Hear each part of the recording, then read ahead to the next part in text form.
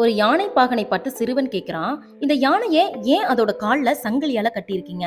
அதனால அறுத்துட்டு போக முடியாதா அப்படின்னு கேக்குறான். அதுக்கு அந்த யானை பாகன் சொல்றான், அதனால அறுத்து கொண்டு போக முடியும். ஆனா அப்படி போகாது அப்படின்னு சொல்றான். ஏன் அப்படின்னு அந்த சிறுவன் கேட்கும்போது, அந்த யானை குட்டியா இருந்தப்போ இதே மாதிரி ஒரு சங்கிலியால தான் அதோட கால்ல கட்டியிருப்பாங்க. அந்த குட்டியும் அதை அறுத்துட்டு போக ரொம்ப முயற்சி செய்யும். ஆனா முயன்று முயன்று போதிய வழி இல்லாத காரணத்தினால நாளடைவுல அதோட முயற்சியை கைவிட்டும் விட்டுருமாமா. நம்மளால முடியாது அப்படின்ற ஒரு மைண்ட் செட்டுக்கும் வந்துருமாமா. அதே குட்டி வளர்ந்து பெரிய யானையாக ஆனதுக்கு அப்புறம் அதனுடைய இப்போதைய வலிமையை உணராம தன்னால முடியாது அப்படின்ற ஒரு பழைய மனநிலையிலேயே இப்போ உள்ள சங்கிலியால அறுக்கவே முயலாதாமா. சங்கிலிக்கு பதிலாக ஒரு கயிறு கால்ல கட்டப்பட்டிருந்தாலும் அதனை அறுக்க முயற்சியே செய்யாதாமா. கால்ல கட்டப்பட்டிருந்தால் அங்கேயே நின்னுக்கணும் அப்படின்ற ஒரு மனநிலைக்கு அதுவும் பழகிருமாமா. இந்த உதாரணம் யானைக்கு மட்டுமல்ல, நமக்குமே பொருந்தக்கூடியதுதான்.